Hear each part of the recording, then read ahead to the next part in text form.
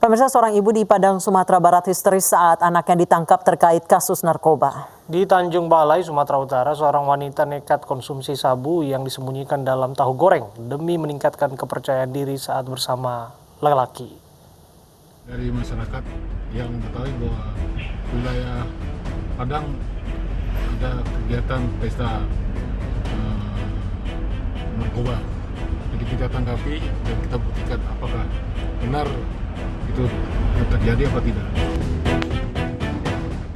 Tim Citah dari BNNP Sumbar bergerak ke Kampung Jua, Lubuk Begalung, Kota Padang, Sumatera Barat setelah mendapat informasi dari masyarakat adanya transaksi narkoba.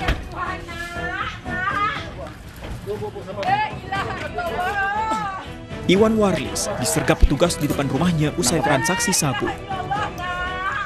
Sekarang lagi ditangkap, kita nanti akan cari BP-nya. Ibu korban pun histeris. Dari penggeledahan, petugas menemukan 2 paket kecil sabu yang disembunyikan di dalam dompet. Sedangkan di dalam rumah, petugas menemukan sebuah bong atau alat hisap sabu yang disembunyikan di dalam kamar pelaku. Usai penangkapan, pelaku yang dikenal sebagai bandar narkoba dibawa ke Mapolres Padang untuk pemeriksaan lanjutan.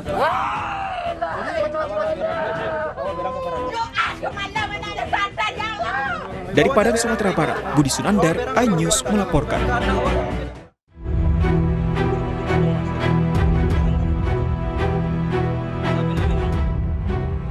Mardiana, warga desa Ulak Pace, hanya bisa tertunduk saat disergap tim Satres Narkoba Polres Musi Banyuasin di jalan perbatasan Kabupaten Pali, Sumatera Selatan.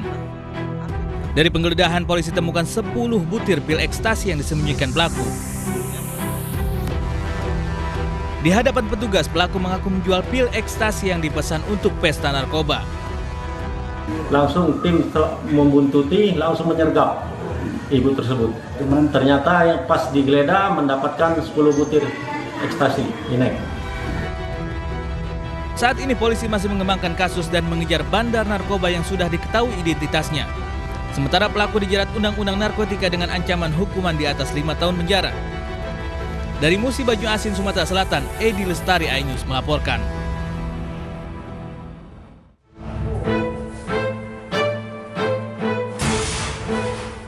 Tersangka ER, 36 tahun, warga Kota Tanjung Balai, Sumatera Utara ini ditangkap polisi karena kedapatan memiliki narkoba. Penangkapan bermula saat petugas mencurigai gerak-gerik tersangka di depan sebuah penginapan di Jalan Sudirman Kilometer 7, Kota Tanjung Balai. Saat didatangi petugas, tersangka panik dan membuang plastik berisi tahu goreng. Kecurigaan petugas terbukti ketika menemukan 2 paket sabu seberat 1,24 gram di dalam tahu goreng. Tersangka mengaku menggunakan sabu agar lebih percaya diri, terutama jika sedang bersama laki-laki. Make atau apa gimana? Aku make. Kegunaan make sabu ini apa kegunaannya sama kakak ini? Kayak semangat gombal cowok begitu loh bang. Itu aja. Gombal cowok, maksud gombal cowok kayak mana kan? Biar dalam cakep gitu loh bang. Untuk mempertanggungjawabkan perbuatannya, tersangka terancam hukuman 5 hingga 20 tahun penjara. Dari Tanjung Balai, Sumatera Utara, Ulil Amri, iNews melaporkan.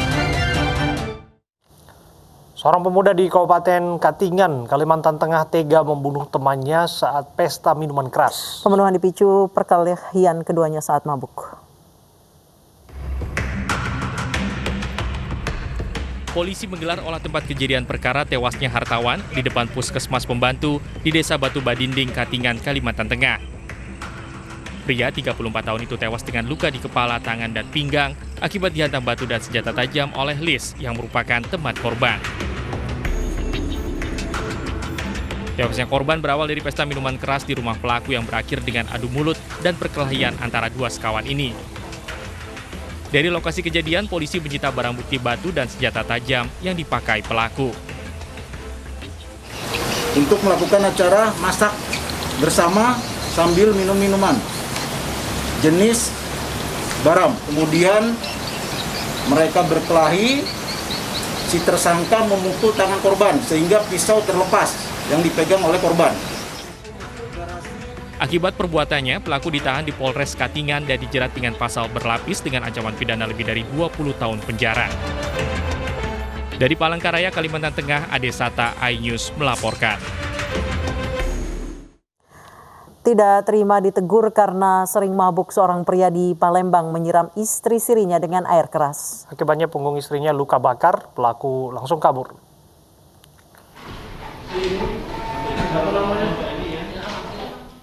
Jujun Ririn mendatangi Sentral Pelayanan Kepolisian Polrestabes Palembang untuk melaporkan penganiayaan oleh suami sirinya. Warga Jalan Panca Usaha, Kecamatan Seberang Ulu 1, Palembang mengaku disiram dengan air keras hingga luka bakar di punggung. Penyiraman dilakukan suami sirinya karena kesal, sering ditegur karena kerap mabuk-mabukan. Pelaku kemudian kabur usai menganiaya istrinya. Di belakang rumah ya? Tak terima rumah tangganya dirusak, seorang pria di Surabaya, Jawa Timur menganiaya selingkuhan istrinya hingga tewas. Pelaku ditangkap polisi di tempat persembunyiannya di Bangkalan, Jawa Timur.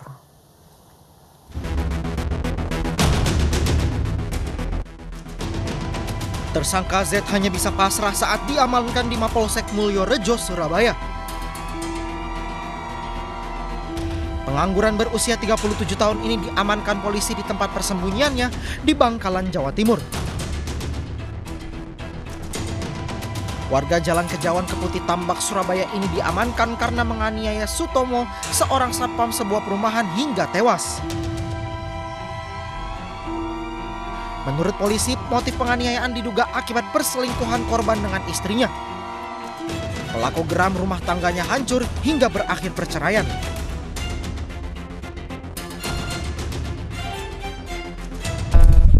Kasus dendam lama, di mana antara tersangka dengan korban ini ada suatu permasalahan keluarga, di mana istri daripada tersangka ini melakukan perselingkuhan dengan korban. Kemudian sampai akhirnya terjadi perceraian antara tersangka dengan istrinya. Akibat perselingkuhan, istri saya diselingkuhi. Sudah berapa lama perselingkuhan istri? 3 tahun, antara 3 tahun sampai 4 tahun. Bersama tersangka, polisi menyita barang bukti sepotong pipa besi dan 1 unit sepeda motor. Untuk mempertanggungjawabkan perbuatannya, tersangka terancam hukuman lebih dari 7 tahun penjara. Sebelumnya, korban sempat dibawa ke rumah sakit dan menjalani perawatan selama beberapa hari. Namun, parahnya luka akibat hantaman benda tumpul dan benda tajam membuat nyawa korban tidak tertolong. Dari Surabaya, Jawa Timur, Yuda Prawira, iNews melaporkan.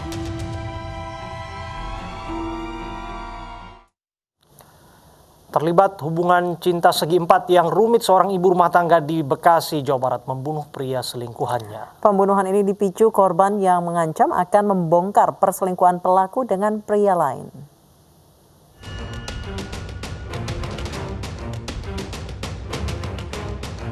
Ibu rumah tangga berinisial DY ini hanya bisa pasrah usai digelandang ke Polsek Cikarang Selatan, Kabupaten Bekasi, Jawa Barat. Bersama pria selingkuhannya, N, dan 1 rekannya DE, ibu muda ini terlibat pembunuhan berencana seorang pria yang juga merupakan selingkuhannya. Ketiga tersangka ini ditangkap di Cilengsi, Kabupaten Bogor, dan Bandung Barat. Menurut polisi, pembunuhan ini berawal dari korban yang mengancam tersangka DY dengan akan membocorkan perselingkuhan DY dengan N. Korban meminta uang Rp3.500.000, namun hanya disanggupi DY sebesar Rp500.000. Sakit hati dan tidak ingin suaminya tahu, DY kemudian merencanakan pembunuhan korban bersama N yang dibantu DE. Korban kemudian dipancing untuk bertemu di Kampung Jati, Cikarang Selatan. Korban yang terluka parah karena dianiaya menggunakan senjata tajam sempat dibawa DY ke klinik lalu meninggalkannya. Namun nyawa korban tidak tertolong karena kehilangan banyak darah. Kejadian ini unik ya, karena diawali dengan cinta segi empat, di mana tersangka atas nama D ini telah memiliki suami yang sedang bekerja di Surabaya.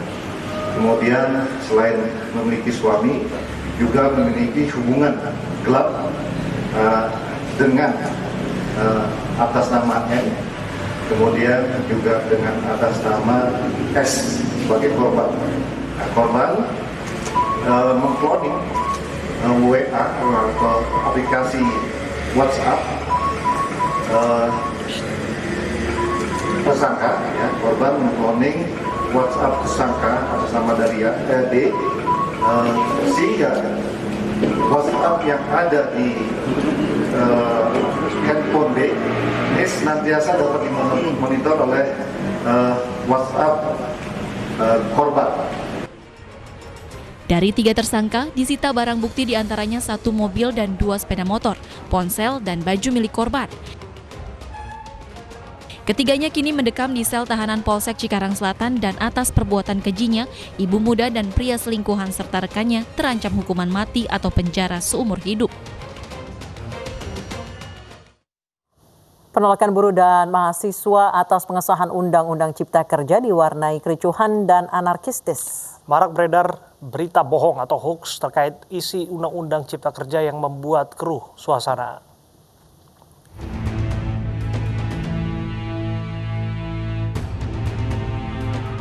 Kericuhan mewarnai unjuk rasa massa buruh dan mahasiswa di sejumlah daerah Indonesia. Demonstran kecewa atas sikap DPR RI dan pemerintah yang dituding abai dan tidak berpihak pada kepentingan para pekerja dalam membahas Undang-Undang Cipta Kerja. Maraknya berita bohong atau hoax yang beredar tentang isi Undang-Undang Cipta Kerja semakin memperkeruh suasana. DPR dan pemerintah menilai banyak informasi yang tidak tepat beredar di masyarakat terkait Undang-Undang Cipta Kerja. Sejumlah menteri menggelar jumpa pers untuk meluruskan kesimpang informasi Undang-Undang Cipta Kerja. Undang-Undang Ketenagakerjaan tentu saja mengubah, menghapus, dan menetapkan pengaturan baru beberapa ketentuan yang diatur dalam Undang-Undang Nomor 13 Tahun 2003, Undang-Undang Nomor 40 Tahun 2004 tentang Sistem Jaminan Sosial Nasional, dan Undang-Undang Nomor 24 Tahun 2011 tentang Badan Penyelenggara Jaminan Sosial, dan Undang-Undang Nomor 18 Tahun 2017 tentang Pelindungan Pekerja Migran Indonesia.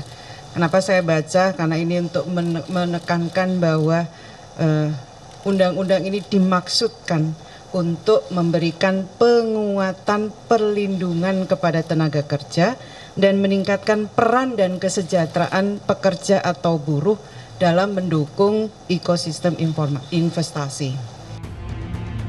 Terdapat sejumlah informasi hoaks yang beredar di masyarakat, di antaranya soal uang pesangon yang dihilangkan. Faktanya, dalam bab 4 pasal 89 perubahan dari pasal 156 Undang-Undang Tenaga Kerja, pengusaha wajib membayar pesangon dan uang penghargaan masa kerja. Informasi upah minimum provinsi dan kota dihilangkan juga ternyata hoaks. Faktanya, upah minimum regional tetap ada dan dibayarkan per satuan waktu atau hasil. Beredar juga informasi menyesatkan soal hak cuti pekerja yang dihilangkan tanpa kompensasi. Faktanya, dalam pasal 89 Undang-Undang Cipta Kerja diatur soal cuti pekerja termasuk cuti tahunan dan cuti panjang.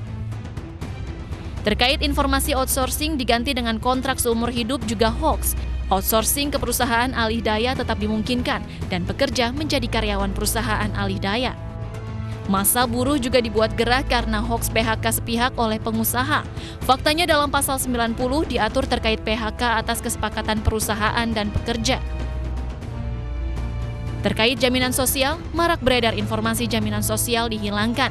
Faktanya dalam pasal 89 Undang-Undang Cipta Kerja, jaminan sosial tetap ada dan ditambahkan jaminan kehilangan pekerjaan. Sementara untuk tenaga kerja asing tidak bebas masuk, harus penuhi syarat dan peraturan. Tim Liputan iNews melaporkan.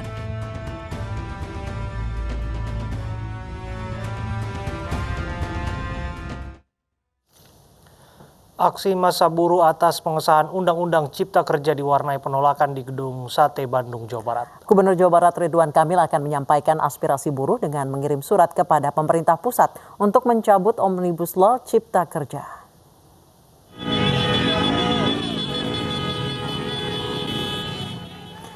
Aksi unjuk rasa ribuan buruh dan mahasiswa meminta pemerintah membatalkan Undang-Undang Cipta Kerja juga terjadi di Gedung Sate Bandung, Jawa Barat. Gubernur Jawa Barat Ridwan Kamil menemui massa buruh dan mahasiswa yang berunjuk rasa menolak Undang-Undang Omnibus Law. Kepada massa, Ridwan Kamil menyatakan akan menyampaikan aspirasi buruh dengan mengirim surat kepada pemerintah pusat untuk mencabut Omnibus Law Cipta Kerja. Provinsi Jawa Barat mengirimkan surat kepada 1 DPR, 2 Pak Presiden, yang isinya surat itu adalah menyampaikan aspirasi dari buruh untuk menolak Undang-Undang Omnibus Law. Yang kedua, meminta kepada Bapak Presiden untuk minimal menerbitkan Perpu pengganti undang-undang, karena proses undang-undang ini masih ada 30 hari untuk direvisi oleh tanda tangan Presiden. Unjuk rasa menolak pengesahan Undang-Undang Cipta Kerja terus terjadi hampir di seluruh wilayah Indonesia. Sementara pemerintah terus berupaya memberikan penjelasan untuk meyakinkan bahwa Undang-Undang Cipta Kerja sangat dibutuhkan.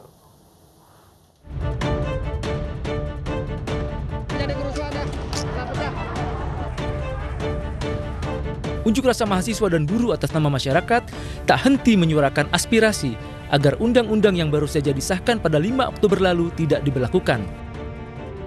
Di ibu kota, mahasiswa hari ini turun ke jalan. Ribuan mahasiswa dan buruh dari berbagai kampus long march mengepung Istana Merdeka. Sementara di Bekasi, masa pengunjuk rasa yang akan menuju Jakarta diblokade oleh aparat. Akhirnya mereka menggelar aksi unjuk rasa di depan kantor pemerintahan dan DPRD Bekasi. Begitu juga massa dari arah Tangerang tidak dapat bergabung dengan pengunjuk rasa di Jakarta karena perjalanan mereka ditahan oleh aparat keamanan. Akibatnya bentrokan pun tak terhindarkan. Gelombang unjuk rasa juga terjadi di Cimahi, Jawa Barat. Bahkan buruh memblokade jalan yang digunakan sebagai jalur industri.